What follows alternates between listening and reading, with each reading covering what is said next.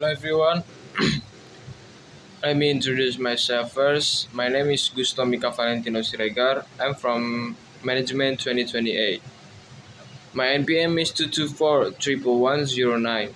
I'm here to presenting about the psychology of decision making dari mata kuliah akutansi keprilakuan. Why we choose what we choose. I'm here to explore the fascinating about intersection between psychology and decision making. Our choices, whether big or small, shape our lives or the world around us. Every decision made in business, life, and relationships steers outcomes. In this presentation, we will uncover the hidden influences that drives our choices, from cognitive biases to emotional impulses, to the subtle yet powerful social factor and the play.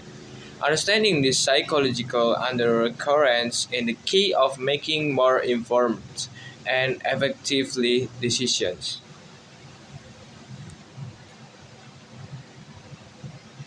Cognitive biases, the mental shortcuts that trip us up. Affability heuristic. The affability heuristic is a mental shortcut that relies on immediate examples that come to a person mind when evaluating a specific topic, concept, method, and decision. It's like overestimating likelihood or events readily available. Example: fear of flying post plane crash. The second one, or number two, is anchoring bias. Anchoring bias occurs that when people rely too much to pre-existing information or the first information they find when making decision. Number overreliance to the first piece of the information received. Example: initial price oversets the burden in negotiation. Confirmation bias. Confirmation bias is the tendency to favor information that confirm existing beliefs or values. Confirmation bias involves favoring information that supports previously existing beliefs. Seeking information confirming pre-existing beliefs. Example, like only watching news channels that aligned with political views. Next, emotional influences. How feelings could or judgment. Loss aversion. Aversion refers to a tendency for people that feel the pain of a loss more than the pleasure of the equivalent gain. It plays a key role of prospect theory. Value tends to sell losing stocks, even if fundamentals weaken. Next is framing effect. The framing effect is cognitive bias, where the people decide on option based on of the option are presented with positive or negative semantic. Example is as a loss or as gain, driving different conclusion based on how data is presented. 90% fat free versus 10% fat consumers prefer the former. Next is impact bias. Impact bias is a tendency to overestimate the intensity and duration of the emotional reaction to future events. In other words, we tend to think that future events will have a bigger emotional impact on us than they actually do.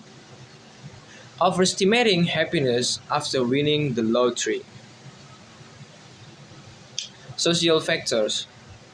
The influence of other in our choices. Social proof. The idea of social proof, also known as known as informational social influence, is a psychological phenomenon where people assume the action of others reflect correct behavior as a specific situation. Groupthink. Groupthink is a psychological phenomenon that occurs within a group of people in which the one desire to of harmony or conformity in the group result in a irrational or dysfunctional decision-making outcome.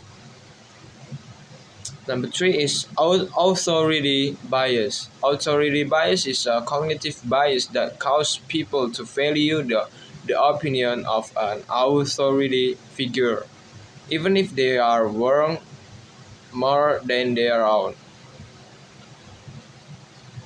Real world application case study. In marketing, we using a scarcity urgency to drive sales. It's like Black Friday sales tactical. Number two is finance. Impact of overconfidence of investment decision. Overconfidence in stock picking. Number three is health. How framing affect treatment choices. Surgery framed as 19% survival versus 10% mortality. Number four is politics. The role of emotional appeals in swaying voters. Negative campaign ads trigger loss, aversion, and fear responses. Mitigating biases strategies for better decision making. First one is awareness. The first step is mitigating biases is simply recognizing they exist, understanding the different types of biases and how they can affect our judgment. Number two is critical thinking. Actively question assumption and seek diverse perspectives. Don't take the information at face value. Analyze it carefully. Data-driven decision. Avoid relying solely on intuition. When possible, use objective data and evidence to inform your choices. Number four is seeking feedback. Solicit input is a trusted advisors and mentors. Other people may be able to spot biases that you are blind to.